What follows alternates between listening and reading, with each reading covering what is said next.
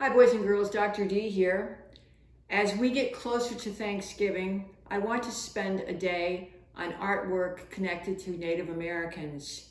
As you know, it was the Pilgrims and the Native Americans that celebrated the first Thanksgiving meal many years ago.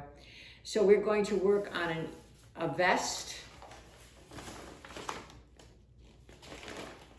a teepee, and a canoe. Let's begin with the canoe.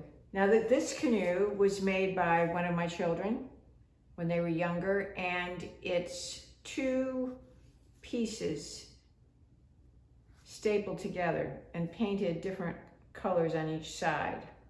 It makes it a little sturdier, but it also is just easier to work with when it has a little more weight to it. Okay, now they had access to paint, which I do not have here, but if you have access to paint, I think the paint is really attractive.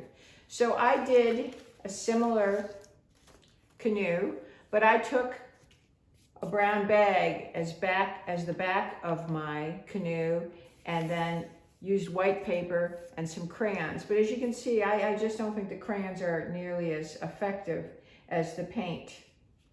You could also do this with two pieces of white paper if you wanted to.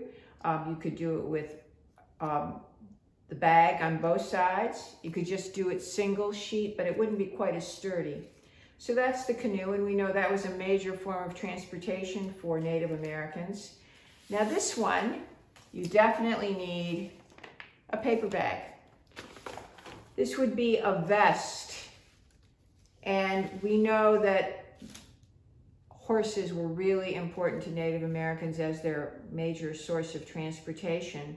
And I will have in the video a list of a beautiful book called The Girl Who Loved Wild Horses. And I hope that you will read that book and follow it in the video, because the artwork in the book and the story itself is truly beautiful. There's a lot of cutting involved in this. You can create your design on the front, and this was a Kroger bag, so I covered the back of it with a piece of brown paper. And I didn't have an opportunity to decorate the back, but that would be something that I would be doing if I were going to continue working on this project, because I'd also color the back. Now, you have to do, as I said, a lot of coloring.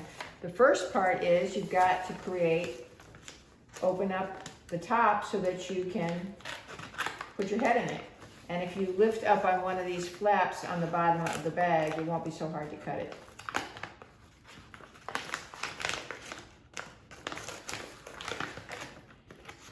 So I just cut the whole top of the bottom out so that I would have room for my head.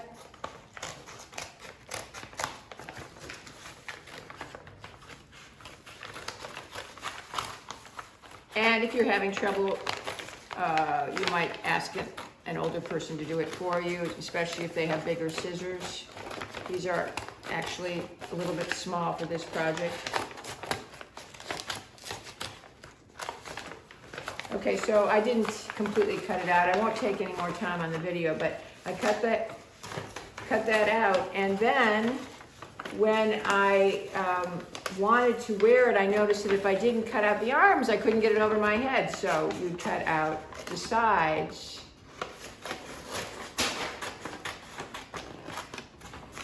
So forth like that. You cut that out to the side. I won't do that now because of video time, but I'll show you the result of that.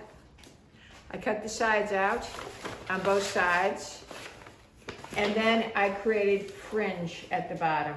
All right, and so you're able to put this through your head and wear it as a vest.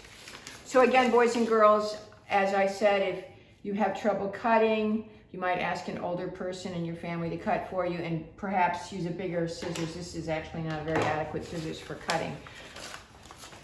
Now let's work on the next piece together, the teepee. Again, I went ahead and used my bag, and I actually used pieces that were left over when I cut it out. I created a tall triangle and then cut an opening.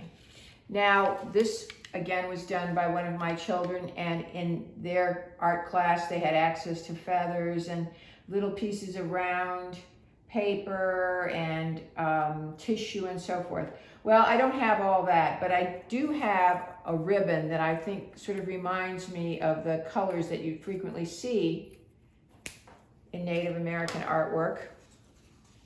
So again, I have my famous little plate with my toothbrush, and I put some glue on the bottom of the ribbon and attach it to my teepee.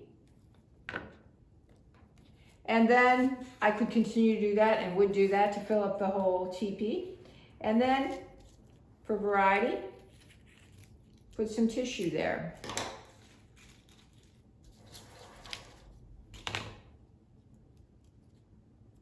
And you see that I've already used some cereal as well. Now, another thing that you could use, which you might have at home, is pasta. These are small macaroni elbows, and they would be easy to paste on as well.